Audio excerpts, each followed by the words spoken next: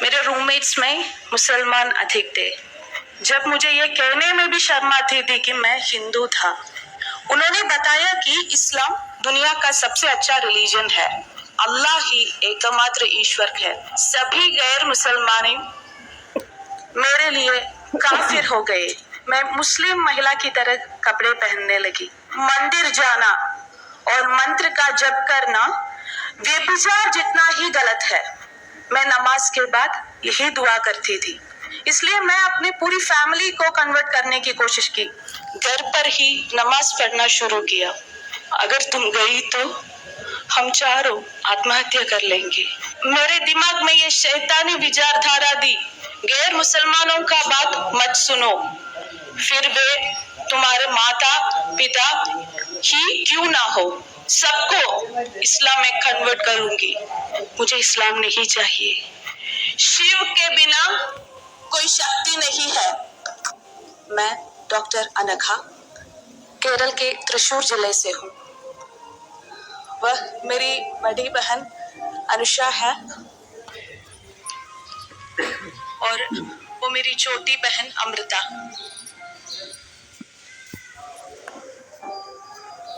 आज हम तीनों आचार्य श्रीमन मनोज जी के शिष्य हैं और आर्ष विद्या समाजम के फुल टाइमर्स भी हैं। मैं आपके सामने उस दर्दनाक अनुभवों को साझा कर रहे हैं जो हमारे परिवार ने 4 साल पहले झेला था। हमारा जन्म बहुत ही ऑर्थोडॉक्स ब्राह्मण फैमिली में हुआ था। बहुत छोटी उम्र से ही हम घर पर कई प्रकार के अनुष्ठान और दैनिक पूजा देखते हुए बड़ी हुई है। मुझे केवल कुछ अनुष्ठानों के अलावा इस बात का कोई अंदाजा नहीं था कि सनातन धर्म क्या है, भारत का वास्तविक इतिहास क्या है और समकालीन चैलेंजेस क्या होती है। यह अज्ञाता मुझे इस्लाम के गड्ढे में ले आया। मैं हर किसी की तरह अच्छी पढ़ाई करके, एक अच्छी नौकरी पाकर, अपने परिवार की देखभाल करके और एक अच्छा फिजियोथेरेपिस्ट बनने का सपना लेकर कॉलेज गई थी। लेकिन कुछ और ही मेरा इंतजार कर रहा था। यह एक ऐसा समय था जिसने मेरे जीवन का दिशा बदल दी। मैं अपने कॉलेज के दिनों में हॉस्टल में रहती थी। मेरे रूममेट्स में मुसलमान अधिक थे। हमारी बातचीत में रिलीजन कॉमन टॉपिक बन गया। सबसे पहले उन्होंने मुझे हिंदू धर्म के बारे में क्वेश्चंस पूछना शुरू किए। आप सभी ने केरला स्टोरी फिल्म देखी होगी।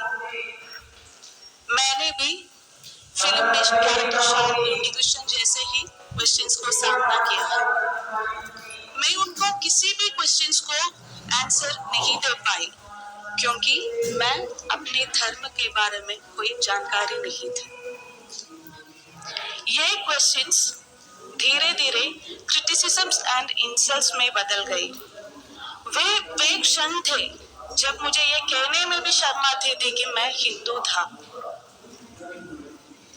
मेरे परिवार वालों को भी वही क्वेश्चंस को सैटिस्फैक्टरी और क्लियर जवाब नहीं दे पाई। मुझे सिर्फ यही आंसर मिला था कि हम अपने पूर्वजों को बताने रास्ते पर चलते हैं बस। लेकिन मैं इस आंसर से खुश नहीं था। मैं इन सवालों का जवाब खोजने के लिए बहुत कोशिश की लेकिन सफल नहीं हुई। इसलिए जब मैं एक कंफ्यूज्ड स्टेट में थे, मेरे फ्रेंड्स ने मुझसे इस्लाम के बारे में बात करना शुरू किया। उन्होंने बताया कि इस्लाम दुनिया का सबसे अच्छा रिलीजन है।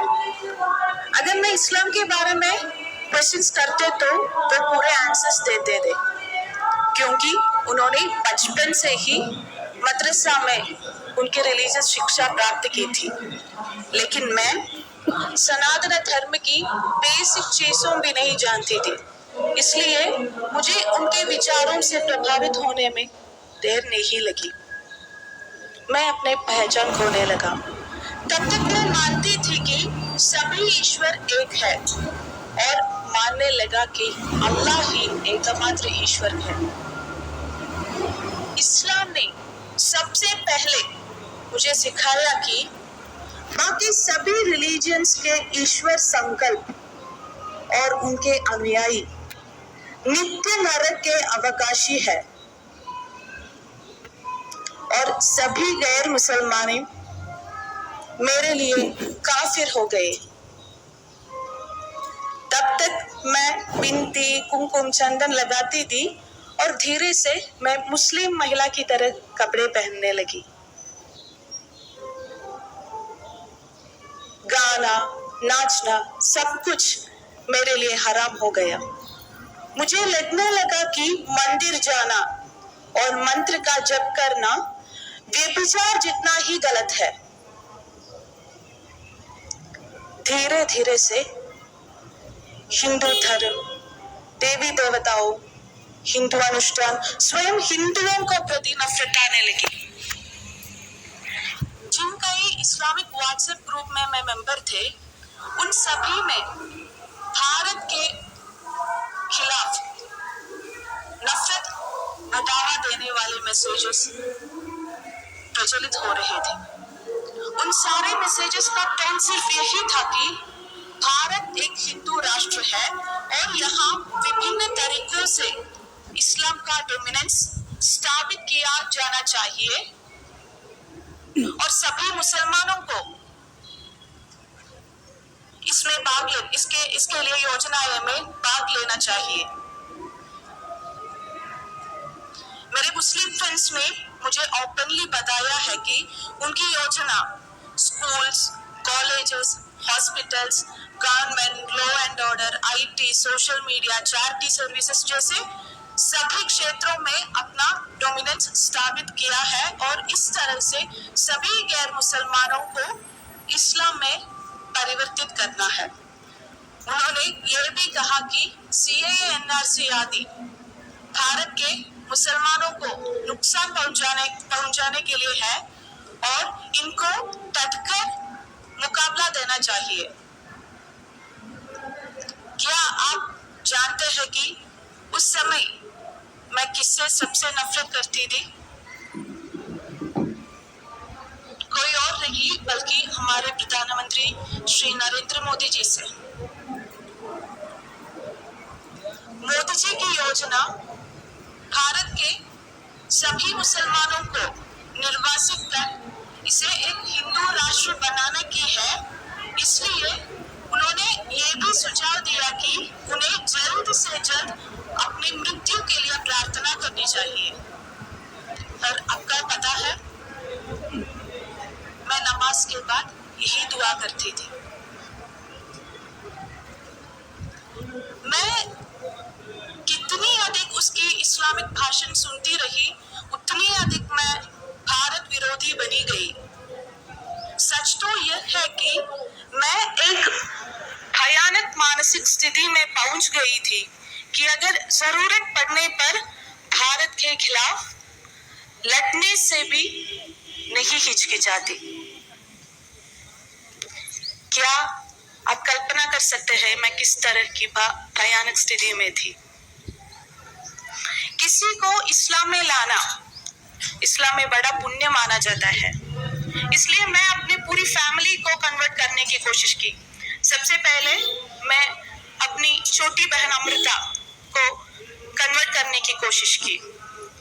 मैं उसे पूरी तरह से कन्वर्ट करने में सफल नहीं हुई, लेकिन मेरी इस्लामी पढ़ाई आगे बढ़ रही थी। मेरे दोस्तों ने मुझे तफसीर, जो कुरान का व्याख्यान होता है, वो मुझे दिया और साकिर नाइक, इमाम अकबर जैसे इस्लामिक प्रीचर्स का वीडियोस भेज दिए। उसे पढ़कर और सुनकर मैं इस्लामी विरोधी होती गई, हिंदू विरोधी होती गई। कॉलेज के बाद मुझे कोड़िकोड, केरल के कोड़िकोड में नौकरी मिल गई थी, जहां मुस्लिम डोमिनेटेड एरिया है। और वहां मेरे पेशेंट्स और उनके बाईस्टैंडर्स जो इस्लाम के प्रति मेरे झुकाव को समझते थे, उन्होंने मुझे हर तरह से सपोर्ट देना शुरू कर दिया। उन्होंने ये भी कहा कि मेरा इस्लामिक लीगल कन्वर्शन के लिए वे हर तरह से मदद करेंगे। मैं उनके इस उत्साह से एक्चुअली हैरान थी। इस्लाम सिखाने के 6 साल बाद 2020 में मैं कन्वर्शन करके अपना नाम बदलकर आयमा अमीरा बनके पूरी तरह से मुसलमान बनने का फैसला किया। लेकिन उससे पहले इसके बारे में मैं अपने परिवार वालों को ओपनली बताने को डिसाइड किया। मुझे पक्की तौर पर मानती हूँ कि उस क्षण से मेरे जीवन में ईश्वर और गुरु का अदृश्य हस्तक्षेप था। मैं अपनी नौकरी से इस्तीफा दे दिया और घर आ गई। यह जो समय था जब हमारे परिवार ने एक लंबे लॉकडाउन पीरियड के बाद फिर एक साथ था। मेरे माता पिता को अंदाजा था कि मैं इस्लाम के बारे में सीख रही हूँ, लेकिन उन्होंने कभी नहीं सोचा कि मैं कन्वर्ट हो जाऊंगी। एक दिन मैं अपनी मासूस माता पिता को ये खबर बताई कि मैं इस्लाम स्वीकार कर लिया हूँ और अब मैं एक मुस्लिम महिला हूँ। क्या आप जानते हो इसके बाद क्या हुआ? वे ऐसे खड़े थे जैसे उनके सिर पर वार किया गया है। वे जो अपने दिल और दिमाग पर श्री कृष्ण भगवान को रखते हैं, मेरे बात को सहन नहीं कर सके। खुशी के दिन दुख में बदल गई। मेरे माता पिता मेरे सामने बैठकर रोते रहते थे। उन्होंने गाना बंद कर दिया। वे हर समय केवल रोते रहते थे, लेकिन वे मेरे फैसले से मुझे निकाल नहीं कर सके, क्योंकि मेरे क्वेश्चंस का जवाब उनके पास नहीं थे, इसलिए वे हेल्पलेस थे। मैं घर पर ही नमाज पढ़ना शुरू किया।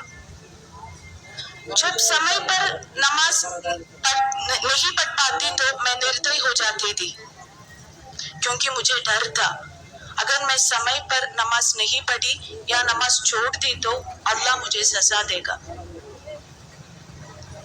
तब तक मैं चोरी छुपी नमाज पढ़ती थी, लेकिन एक दिन मैं खुलेआम नमाज पढ़ने को डिसाइड किया। जब मेरे पापा ने नीचे पूजा करते थे, मैं ऊपर नमाज पढ़ती थी।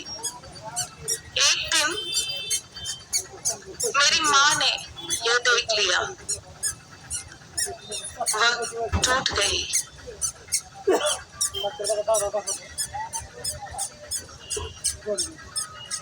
उन्होंने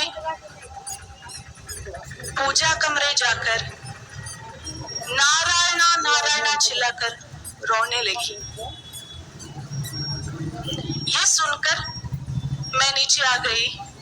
पूजा कमरे में विग्रहों को देखकर मैं बहुत चिढ़ हुई। मैं माँ से कहा, तुम किस नारायण को प्रार्थना कर रही है?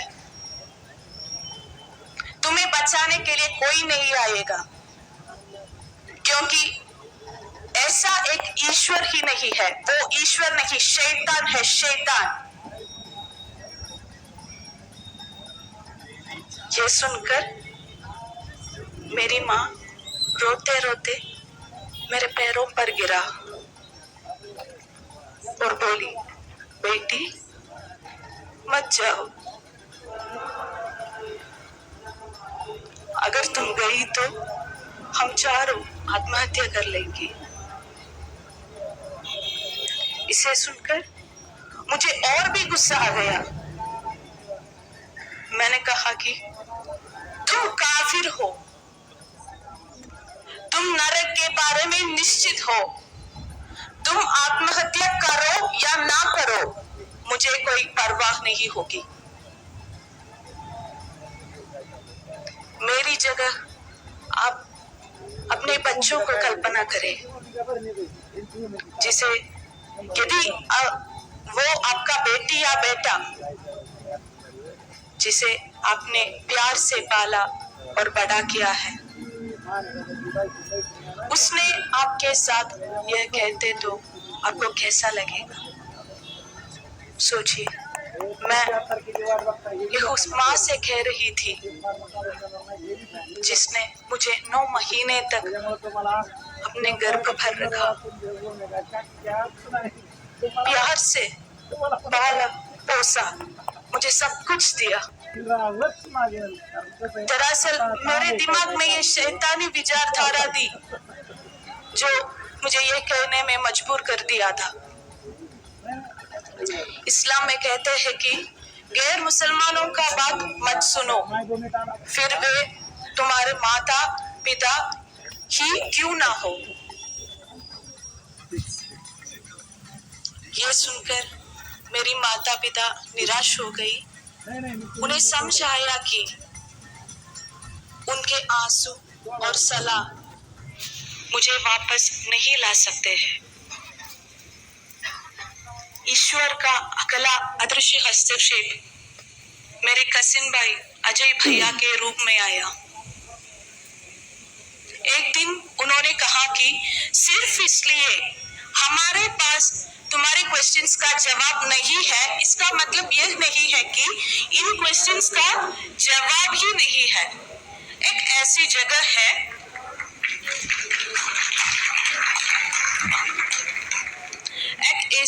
है जहां तुम्हारी सभी क्वेश्चंस का जवाब मिलेंगे। क्या तुम वहां जाने के लिए तैयार हो?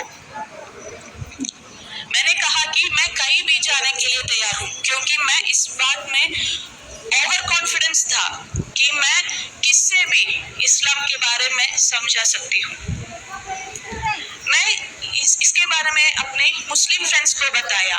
उन्होंने मुझे सख्त निर्देश दिया कि मुझे कहीं नहीं जाना चाहिए, लेकिन मुझे ऐसा लगा कि जैसे मुझे अंदर से बुला रही है, वहां जाओ, वहां जाओ। आज मुझे एहसास है कि यह कोई और नहीं था बल्कि मेरे गुरुनाथ का आवाज था।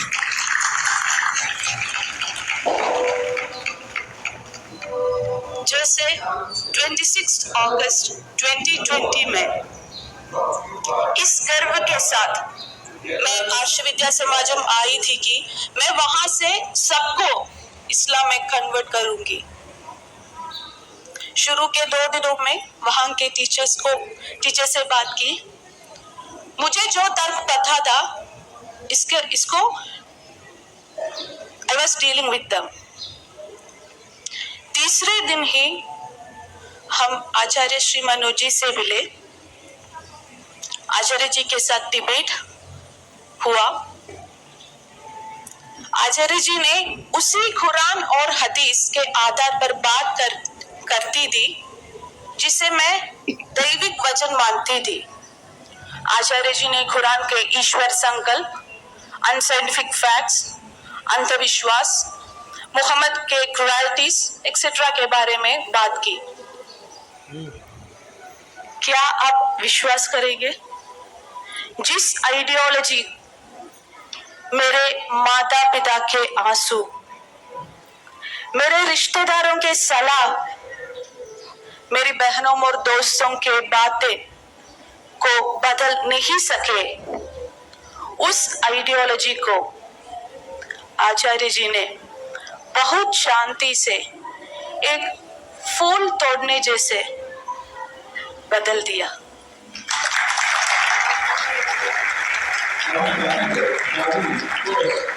जिस विचारधारा को मैं पिछले 6.5 साल सच मानती थी, उसे आचार्य जी ने सिर्फ और सिर्फ 3.5 घंटों से गलत साबित की।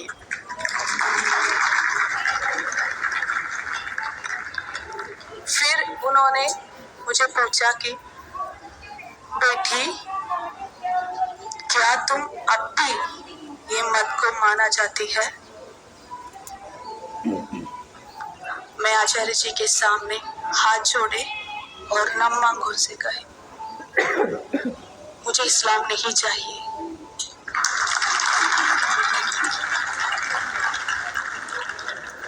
इस प्रकार हम तीनों आचार्य आश्रविद्या समाजम के कोर्सेस को पढ़ने से सनातन धर्म की महानता बाकी सभी रिलीजन्स का कतरा के बारे में पता चला। भारत की हिस्ट्री, आज समाज में ये घटनाओं और आर्षविद्या समाजम के एक्टिविटीज की महानता और जरूरत को के बारे में ज्ञान हुआ और हम तीनों आर्षविद्या समाजम के फुल टाइमर्स बन गए।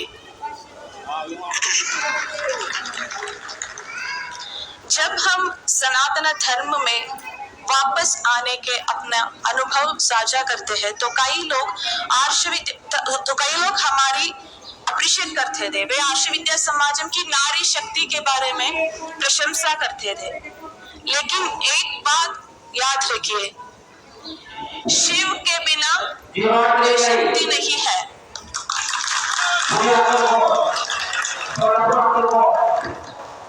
जी, अगर आचार्य श्री मनोज जी नहीं होते तो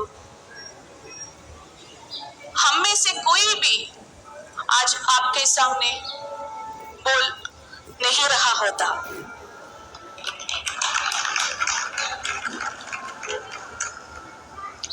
हम में से प्रत्येक उनके प्रति अधिक श्रेणी है। इसको झुकाया नहीं जा सकता, भले ही हम अपना जीवन उनके चरणों में समर्पित क्यों ना कर दे।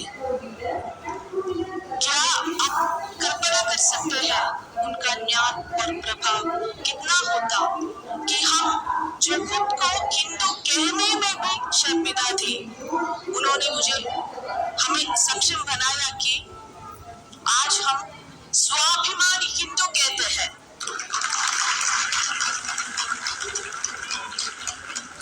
सनातन धर्म को पूरी तरह से नष्ट करने पर उन्होंने हमें सनातन धर्म के ध्वजवाहक बना दिया।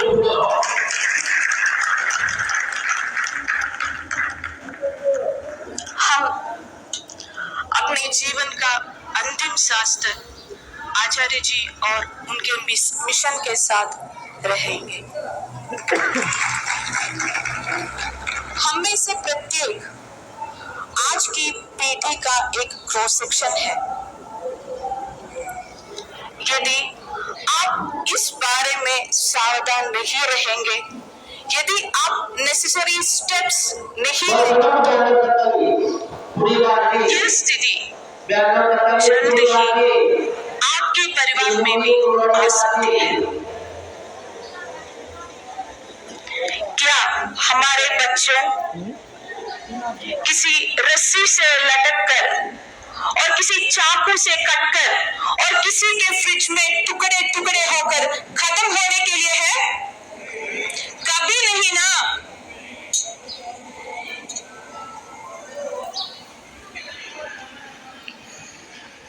हम कब तक इस तरह डरते रहेंगे, शौक मानते रहेंगे? आज समस्या पर नहीं, समाधान पर चर्चा करने की जरूरत है। हमारा देश एक ऐसा राष्ट्र है जो सहस्राब्दियों के उत्पीड़न के बावजूद बहादुरी से जीवित है। हम इस संकट से भी पार पालेंगे। सनातन धर्म की दिव्य रोशनी विश्व के कोने कोने तक पहुंचेंगे। लेकिन एक बात याद रखिए, हम लाखों मिशनरियों से लड़ने जा रहे हैं। इसलिए हमारी योजनाएं भी उतना ही स्ट्रॉन्ग होनी चाहिए।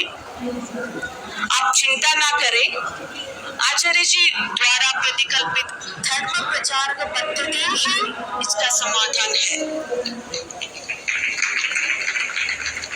इसके लिए लिए हमें पूर्णकालिक कार्यकर्ताओं की जरूरत है। इसमें आप इंटरेस्टेड है तो आगे आना चाहिए। अगर आपको अब इसमें एक्टिवली इन्वॉल्व नहीं कर सकते हैं तो आप इंटरेस्टेड कैंडिडेट्स को रिकमेंड कर सकते हैं, या फिर 1 साल के लिए कम से कम एक धर्म प्रचारक को स्पॉन्सर कर सकते हैं। और ये करने में भी आप सक्षम नहीं है तो कृपया जो लोग कॉन्टेक्ट्स देकर मदद करें जो स्पॉन्सर कर सकते हैं। यदि आप ऐसा भी नहीं कर सकते हैं तो मेरा आप सभी से अनुरोध है कि कम से कम आर्ष विद्या समाजन के लिए महाराष्ट्र में एक सेंटर खोलने का प्रयास करें।